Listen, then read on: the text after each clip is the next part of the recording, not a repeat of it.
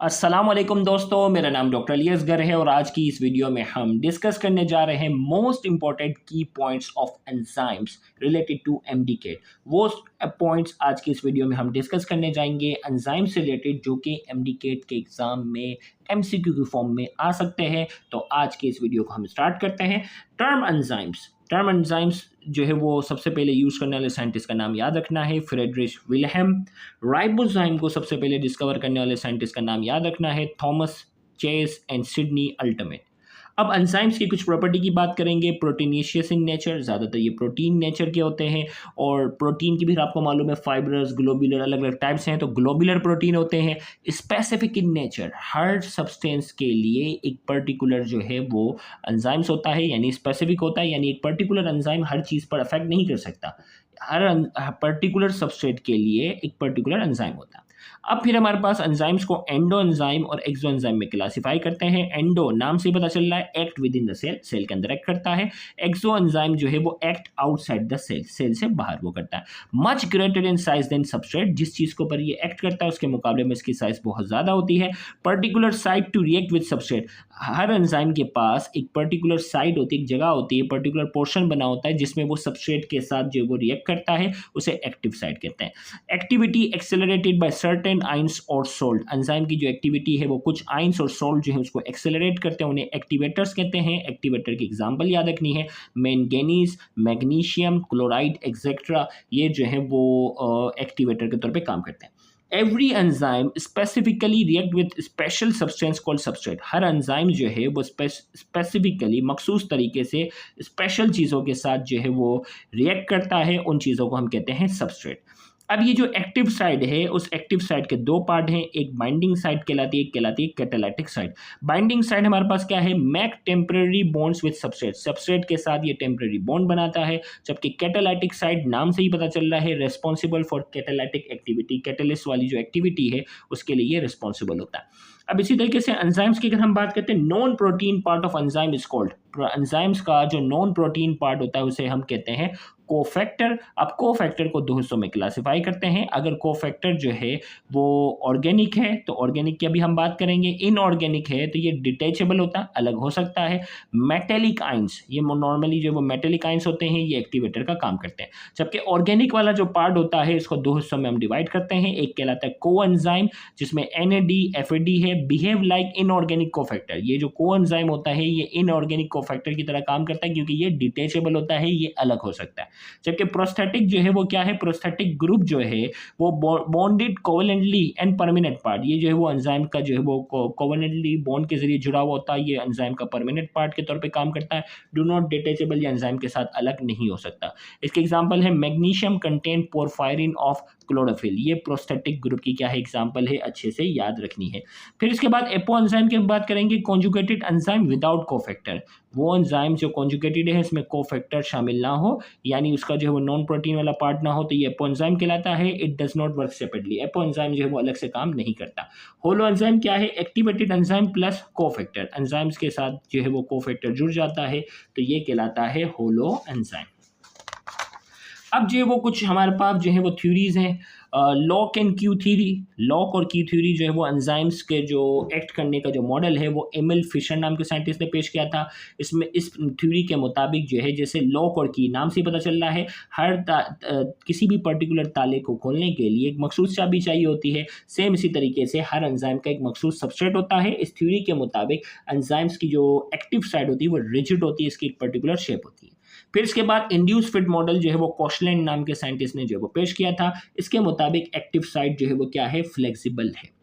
फिर इसके बाद हमारे पास जो है वो एक्टिवेशन एनर्जी की यहाँ डेफिनेशन मालूम होनी चाहिए, minimum amount of energy to initiate a chemical reaction, किसी भी केमिकल रिएक्शन को शुरू करवाने के लिए जो कम से कम एनर्जी चाहिए होती है उसे कहते हैं एक्टिवेशन एनर्जी।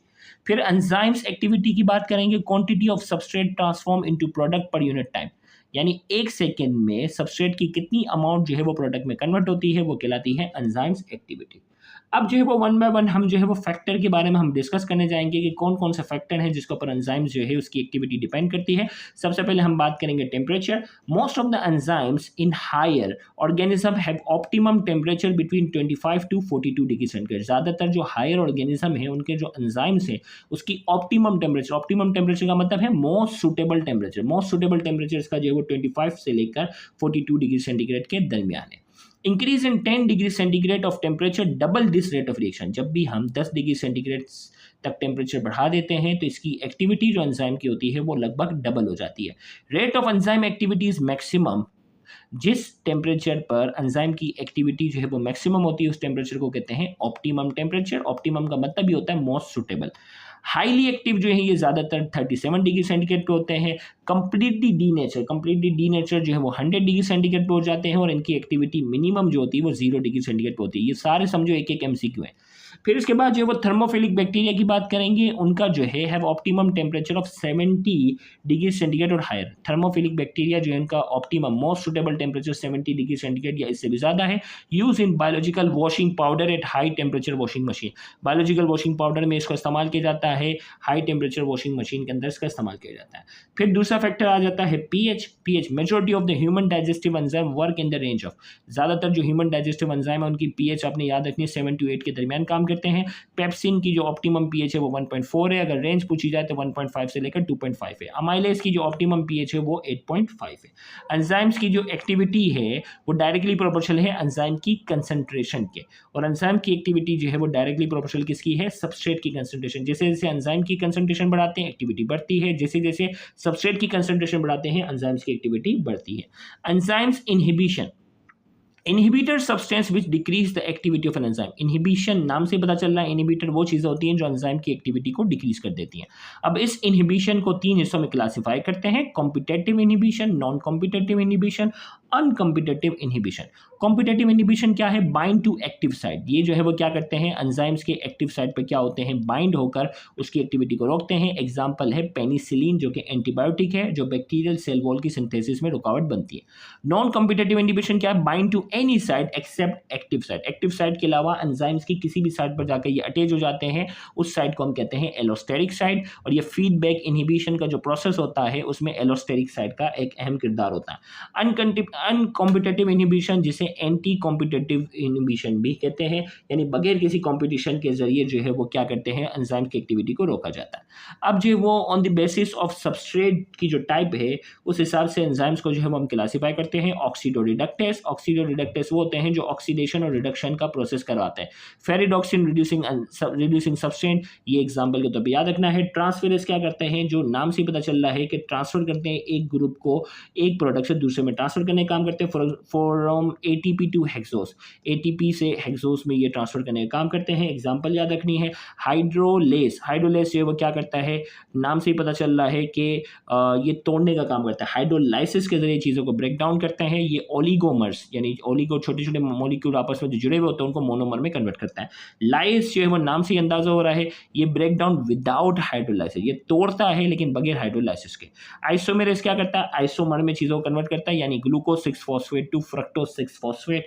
ये एग्जाम्पल आपने याद रखनी है। लाइगेज जिसे सिंथेटेस कहते हैं, ये मुख्तलिफ चीज़ों को जोड़ने का काम करते हैं। इसे कहते हैं कैटेलाइज कंडेंसेशन रिएक्शन। ये कंडेंसेशन रिएक्शन करता है, यानी वाटर के मॉलिक्यूल को रिमूव करके मुख्तलिफ मॉलिक्यूल को जोड़ने का काम करता है। एग्जाम्पल है डीएनए एंड आरएनए पॉलीमरेज जो है वो लाइगेज की एग्जाम्पल है, ये अच्छे से याद रखना है। प्रोटीएज जो है वो प्रोटीन पर जाकर एक्ट करते हैं, इसमें एग्जाम्पल ट्रिप्सिन और पेप्सिन है।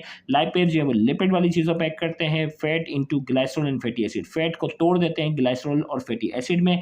फिर ग्लाइकोसाइडेज जो कि कार्बोहाइड्रेट पर जाकर एक्ट करते हैं। Amylase, cellulase, maltase, sucrase, lactase, ये ग्लाइकोसाइडेज हैं। न्यूक्लियस न्यूक्लिक एसिड पर जाकर एक्ट करते हैं, इसकी एग्जाम्पल आरएनएज, डीएनएज, एटीपीएस, ये सारे के सारे क्या हैं, एंजाइम्स हैं।